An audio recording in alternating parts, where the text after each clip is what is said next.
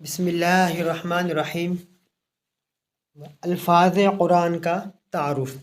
الفاظ قرآن کے تعارف میں آج ہم انشاءاللہ تعالی چند اہم امور کا ذکر کریں گے، جن میں سب سے پہلے لفظ قرآن کا ذکر کریں گے کہ اس کا معنی کیا ہے اور قرآن کریم میں اس کی تعداد کیا ہے۔ دوسرے نمبر پر وحی کے متعلق 5 چیزوں کا ذکر کیا جائے گا۔ سب سے پہلا امور وحی کا مدت نزول کیا ہے۔ دوسری چیز وحی کتنی مرتبہ نازل ہوئی۔ تیسری چیز سب سے پہلے کون سی آیات نازل ہوئیں۔ چوتھی چیز کس صحابی نے سب سے پہلے وحی کو لکھا۔ پانچویں چیز کاتبین وحی کی تعداد کیا ہے۔ اور اسی کے ساتھ قرآن کریم کے کلمات، حروف، صورتیں اور آیات، رکوعات، جملے، ان کی تعداد کیا ہے، ان تمام چیزوں کو تفصیل سے ذکر کیا جائے گا۔ سب سے پہلی چیز لفظ قرآن۔ اس کے بارے میں امام قرطبی رحمہ اللہ تعالی علیہ اپنی تفسیر میں ذکر کرتے ہیں کہ یہ مقروءن یعنی پڑھے ہوئے سے لیا گیا ہے۔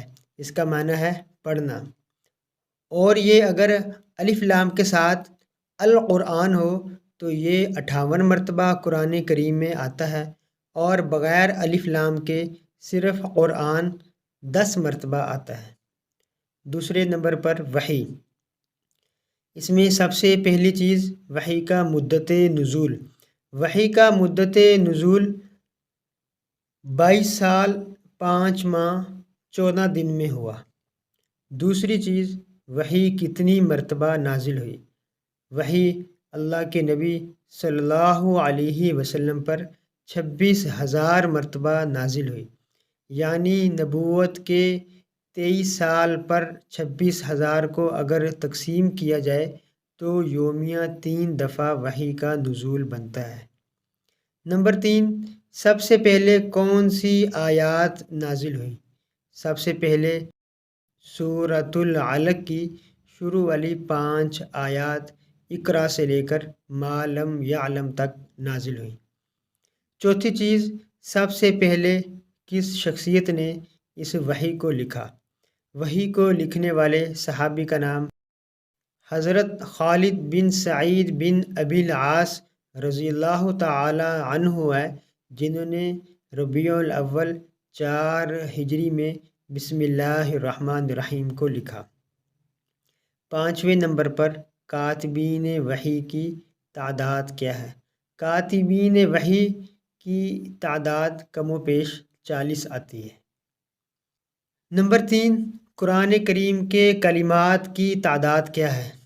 قرآن کریم کے کلمات کی تعداد 77,439 ہے، اور قرآن کریم کے حروف کی صحیح تعداد 3,23,671 ہے۔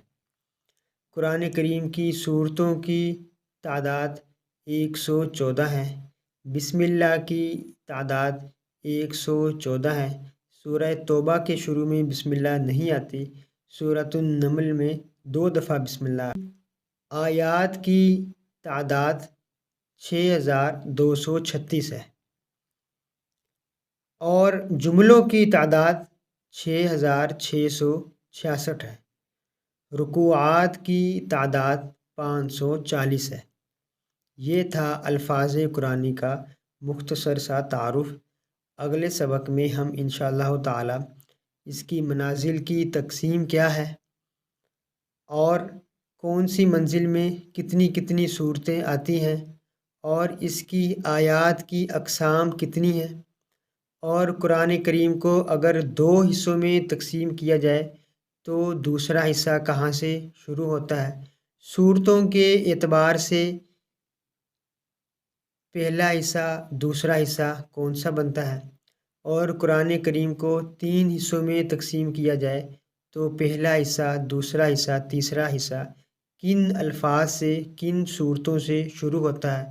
قرآن کریم کو 4 حصوں میں تقسیم کیا جائے تو پہلا حصہ، دوسرا حصہ، تیسرا حصہ، چوتھا حصہ کہاں کہاں سے شروع ہوتے ہیں، اس کو ہم انشاءاللہ تعالی تفصیل سے ذکر کریں گے۔ السلام علیکم ورحمۃ اللہ وبرکاتہ۔